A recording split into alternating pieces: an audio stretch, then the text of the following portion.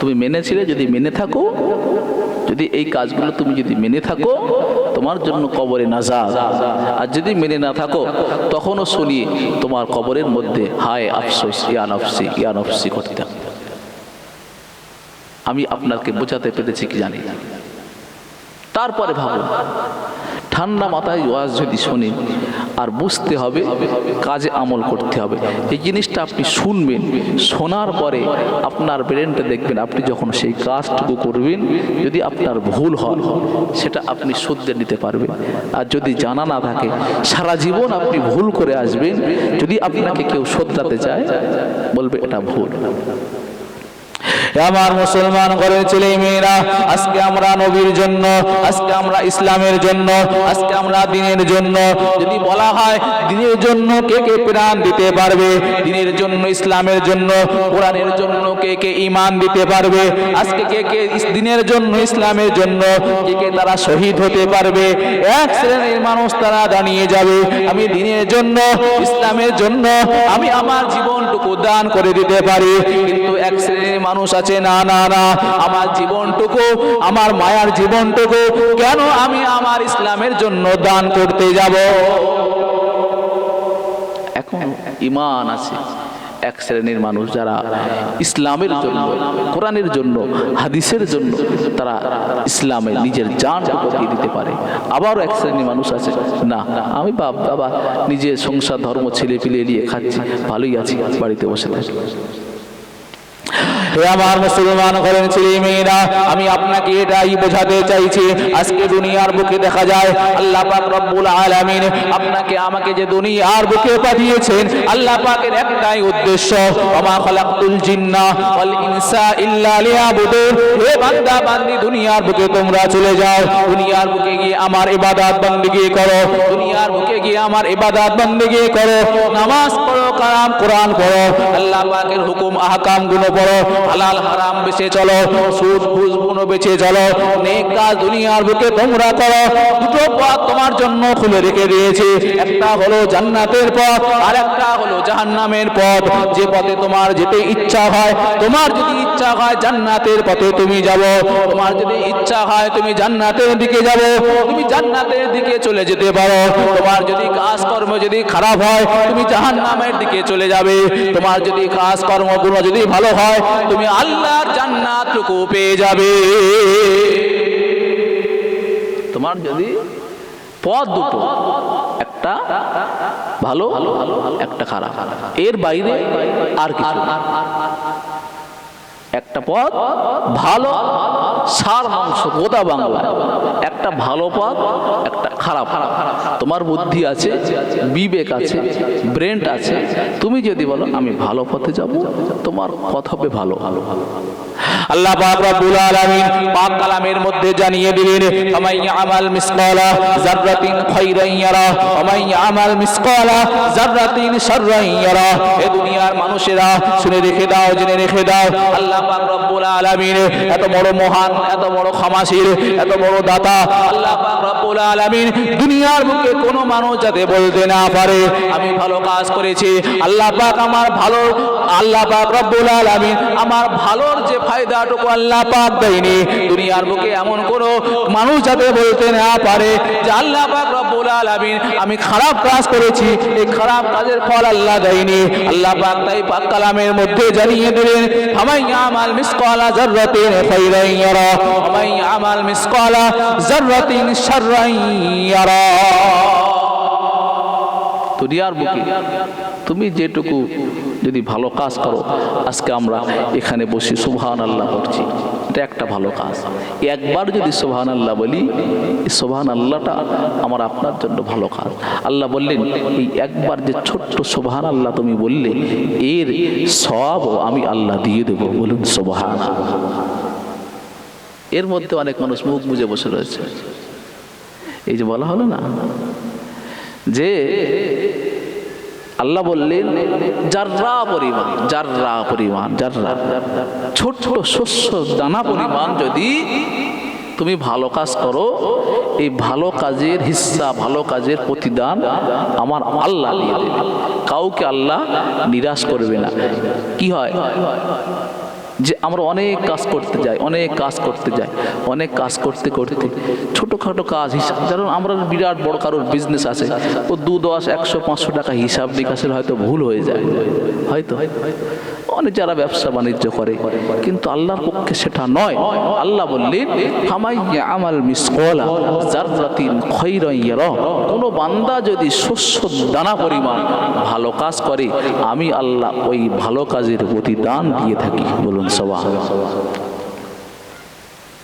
আবার কোন বান্দা যদি ওমাইয়া আমাল মিসকালা যাররাতিন শাররান ইয়ারা, কোন বান্দা যদি শস্য দানা পরিমাণ বিন্দু পরিমাণ যদি গুনার কাজ করে, তার হিসাব আমি আল্লাহ দিয়ে দেব। ছোট্ট পরিমাণ যদি ভালো কাজ করো, আল্লাহ তোমাকে ভালো কাজ থেকে নিরাশ করবে না। আবার ছোট্ট পরিমাণ যদি গুনার কাজ করি, এর থেকেও কিন্তু আমি আপনি ছাড়, এর হিসাব দিতে হবে, ছোট্ট পরিমাণ। তাহলে এটুকু আমি বোঝাতে চাইছি, এই আসমান দেখছেন, এই জমিন দেখছেন, এই পৃথিবী দেখছেন, যা কিছু দেখছেন, এর সবই কিছু একজন মালিক আছে।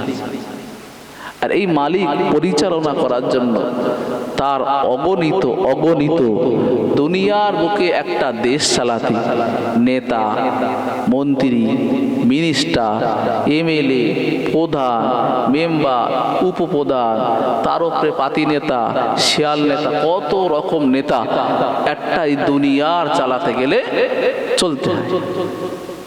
কিন্তু আমার আল্লাহ যে এই সৃষ্টি জীব, আসমান, সাতমুখ আসমান থেকে নিয়ে সাতমুখ জমিন আল্লাহ যে চালাচ্ছে, আল্লাহর এরকম কি নেতা মন্ত্রী, আল্লাহর সাহায্যকারী, সহযোগিতা, সাহায্য বলা ভুল হবে আমার, যে আল্লাহর দায়িত্ব দেওয়া, যে আল্লাহ এই কিছু পরিচালনা করছে, তা আল্লাহরও তো এত কিছু সিস্টেমের মধ্যে সবই কিছু আছে।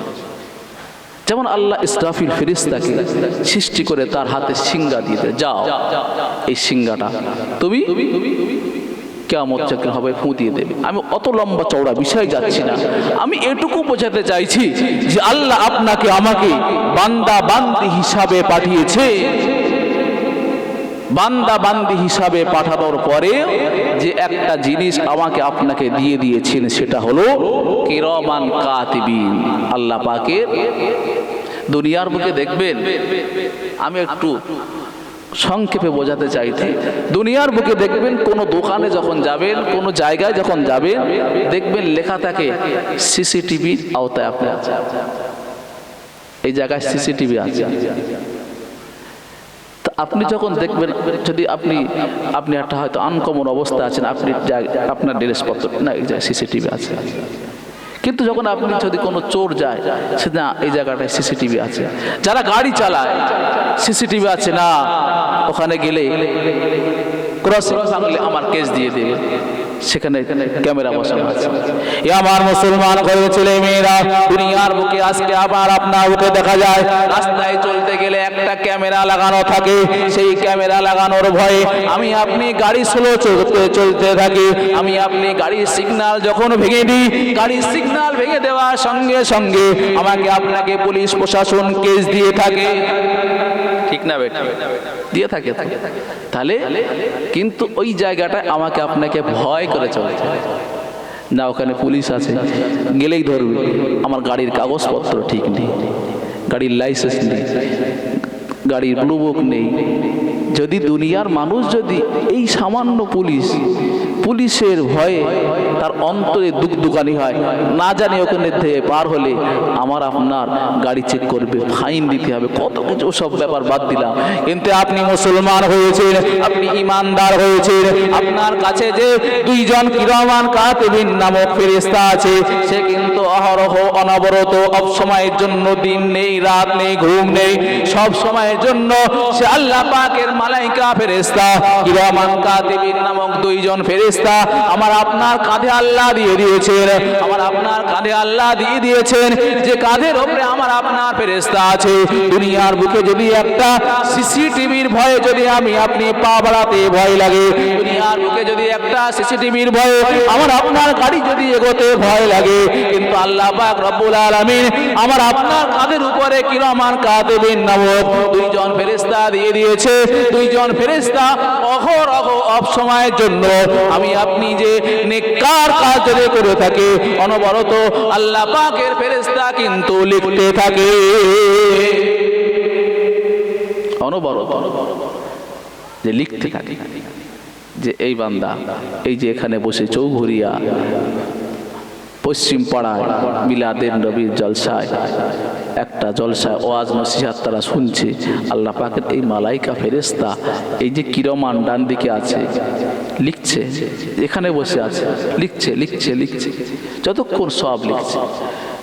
কিন্তু আল্লাহ পাকের মালাইকা যে ফেরেশতাটা আছে বাম দিকে কাতিবিন ফেরেশতা আছে, কিন্তু আল্লাহ পাকের ওই মালাইকা ফেরেশতার কাজ হলো আমি আপনি যতটুকু গুনার কাজগুলো করতে থাকবো, আমি আপনি যতটুকু গুনার কাজগুলো করতে থাকবো আল্লাহ পাকের ওই মালাইকা ফেরেশতার আল্লাহ দায়িত্ব দিয়ে দিয়েছে। ওই ফেরেশতা যখন দায়িত্ব দিয়ে দিয়েছে, হে আমার মালাইকা ফেরেশতারা আমার বান্দা বান্দি যখন দুনিয়ার বুকে কোনো খারাপ কাজ যখন করতে থাকে এই খারাপ কাজগুলো তোমরা লিপিবদ্ধ করতে থাকবে। কি হলো, একটা ফেরেশতার দায়িত্ব দিল, এ ভালো কাজ করলি এ লিখবে, এ খারাপ কাজ করলি এ লিখবে। এই যে সিস্টেমটা আল্লাহ চালাচ্ছে এই আল্লাহর এই ফেরেশতা দিয়ে। বললাম একটা সিস্টেম দুনিয়া চালাতে গেলে পুলিশ প্রশাসন নেতা মন্ত্রী সব লাগে, আল্লাহর যে সিস্টেমটা চালাচ্ছে আল্লাহর জিবরাইল ফেরেশতা, ইসরাফিল ফেরেশতা, মিকাইল ফেরেশতা, আজরাইল ফেরেশতা, এমন করে আল্লাহ পাকের অগণিত ফেরেশতা, আল্লাহ পাকের অগণিত ফেরেশতা আল্লাহ পাকের এই দুনিয়াটা আল্লাহর হুকুম মানার জন্য সবই কিছু চালিয়ে নিয়ে যাচ্ছে। বলুন সুবহানাল্লাহ। আল্লাহ পাকের ফেরেশতা জিবরাইল হযরতে ইমাম ফেরেশতা মালিক যিনি জাহান্নামের দরজায় তার দায়িত্ব আছে। এমন করে হযরতে ফেরেশতা আজরাইল যার কাজ হলো মানুষের জাহান্নামকে কবজ করা, আল্লাহ পাকের ফেরেশতা জিবরাইল যার কাজ হলো নবীদের কাছে ওহীগুলো পৌঁছে দেওয়া। তাই আল্লাহর এই পৃথিবীর সিস্টেমটা চালাচ্ছে এমন করে আল্লাহ পাকের ফেরেশতা দিয়ে। আমার মুসলমান ঘরের ছেলে মেয়েরা, কিন্তু আল্লাহ পাকের ওই ফেরেশতা কাতিবিন নামক ফেরেশতা দুনিয়ার বুকে যখন আমি সুবহানাল্লাহ পাঠ করলাম, সুবহানাল্লাহ পাঠ করার সঙ্গে সঙ্গে যতটুকু নেকি আমার আপনার হলো আল্লাহ পাক ওই ফেরেশতা কিন্তু সঙ্গে সঙ্গে আমার আপনার আমলনামায় লিখে দিয়ে দিয়েছে। সুবহানাল্লাহ বললাম, যতটুকু আমল হলো ফেরেশতা লিখে দিয়েছে। এই সুবহানাল্লাহ বললে এতটুকু লিখে দিয়ে দিয়েছে। কিন্তু আল্লাহ পাক কত দয়ালু, আল্লাহ পাক কত মায়া, আল্লাহ পাক বান্দাদের কত মায়া করে, আল্লাহ পাক কত ক্ষমাশীল, আল্লাহ পাক কত রহমানুর রহিম, আল্লাহ পাক কত দয়ালু।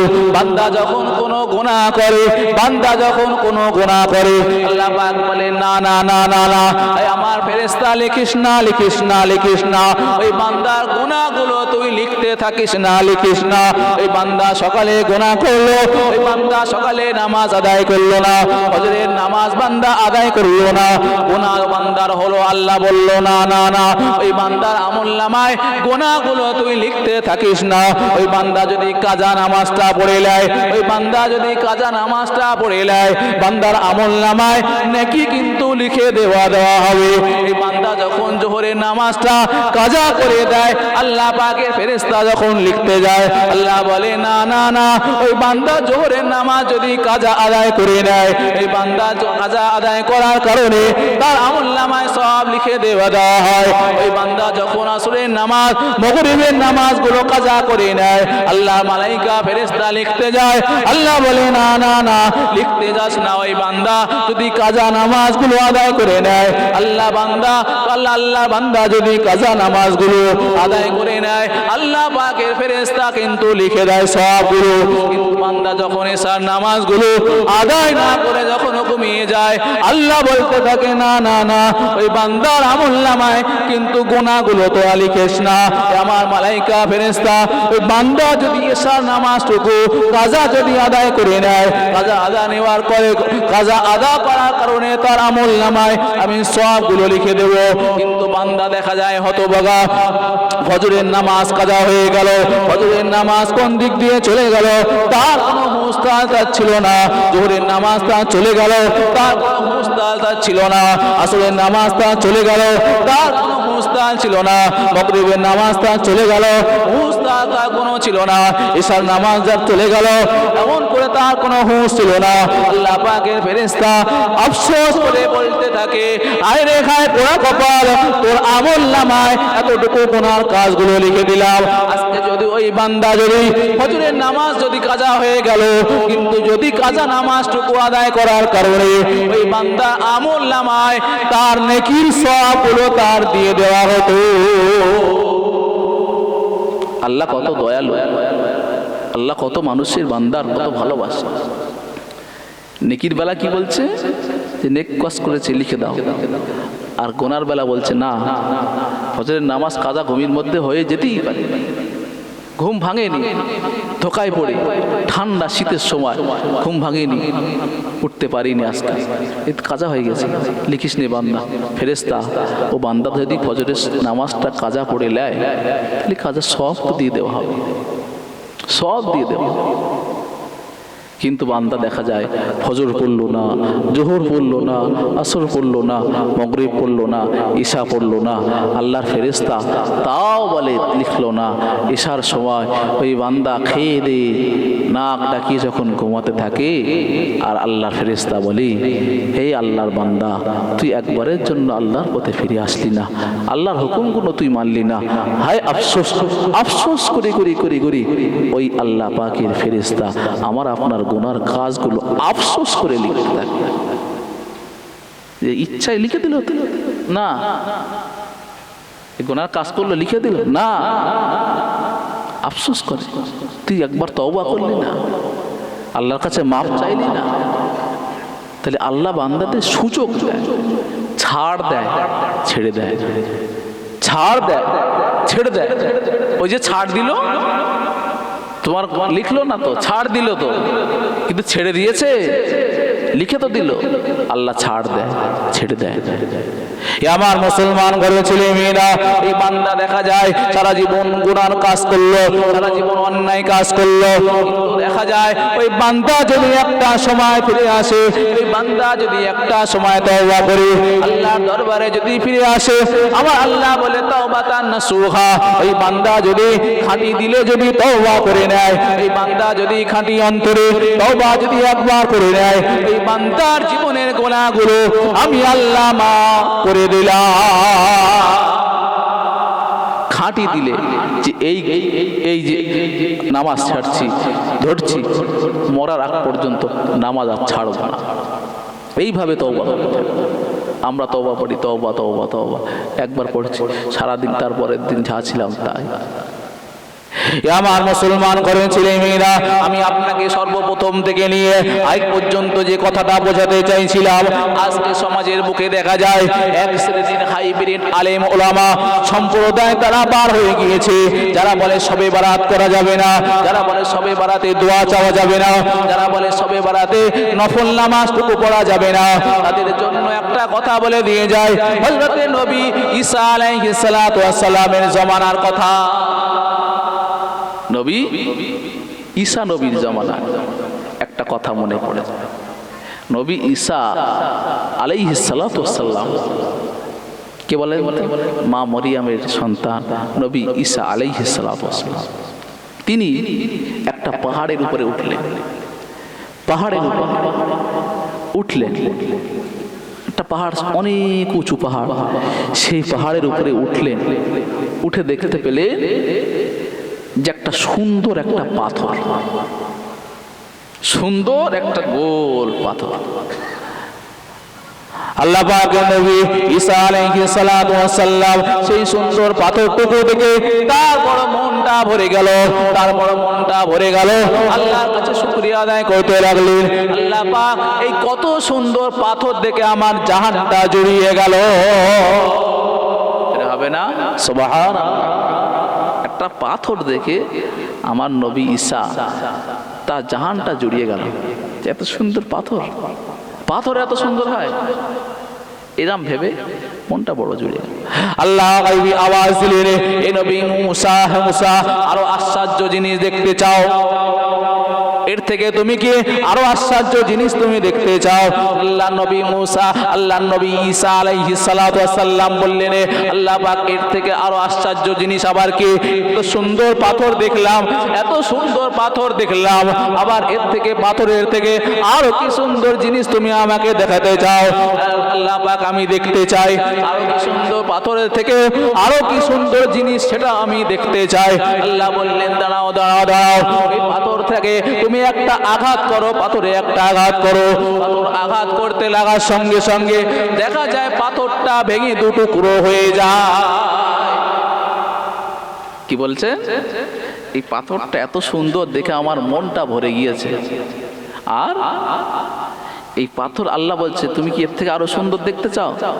বলে পাথরে একটু মারো। পাথরে যেই মারলে পাথরটা ভেঙে টুকরো টুকরো হয়ে গেল। পাথরটা যখন ভেঙে টুকরো টুকরো হয়ে গেল, দেখা যায় ওই পাথরের ভিতর থেকে একটা আল্লাহর বান্দা, আল্লাহর বান্দা বেরিয়ে আসলো। আল্লাহর বান্দা বেরিয়ে আসলো। আল্লাহর বান্দা যখন পাথরের ভিতর থেকে বেরিয়ে আসলো, তার হাতে দেখা যায় আঙ্গুরের একটা থোলা। তিনি খেতে খেতে পাথরের ভিতর থেকে বেরিয়ে আসছে। এটা আশ্চর্য না? আশ্চর্য না? পাহাড়ের উপরে নবী ঈসা দেখছেন একটা সুন্দর পাথর। সে পাথর দেখে বলছে, আল্লাহ এত সুন্দর পাথর হয় না? পাথর মণি মুক্তার যে পাথর দেখলে আমার আপনার জাহান ভরে যায়। আল্লাহ নবী ঈসা আলাইহিস সালাতু ওয়াস সালাম ওই পাথর দেখে আল্লাহর কাছে বললেন, আল্লাহ পাথরও আবার এত সুন্দর হয়? আল্লাহ বললেন, এই পাথরের থেকে আরো সুন্দর যদি দেখতে চাও, পাথরে একটু আঘাত করো। যেই না আঘাত করলো, পাথর থেকে দেখতে পেল একটা তরতাজা মানুষ, যুবক একটা মানুষ পাথরের ভিতর থেকে বেরিয়ে আসছে। তার হাতে আঙ্গুরের থলে আছে, খাচ্ছে। আল্লাহ নবী ঈসা আলাইহিস সালাতু ওয়াস সালাম জিজ্ঞাসা করতে লাগলেন, হে আল্লাহর বান্দা, হে আল্লাহর বান্দা, তুমি এই পাথরের মধ্যে কত বছর ধরে আছো? এই পাথরের মধ্যে কত বছর ধরে আছো? আল্লাহর ওই বান্দা তখন বলেছিল, শুনে রেখে দাও, হে আল্লাহর নবী ঈসা আলাইহিস সালাতু ওয়াস সালাম, শুনে রেখে দাও, জেনে রেখে দাও, এই পাথরের মধ্যে একদিন নয়, দুই দিন নয়, তিন দিন নয়, এই পাথরের মধ্যে কম বেশি 4000 বছর ধরে আমি রয়েছি। আশ্চর্য না? আল্লাহর নবী ঈসা আলাইহিস সালাতু ওয়াস সালাম বলতে লাগলেন, এই পাথরের মধ্যে তুমি কি করো? আল্লাহর নবী ঈসা আলাইহিস সালাতু ওয়াস সালাম ওই বান্দাকে বলেছিলেন, এই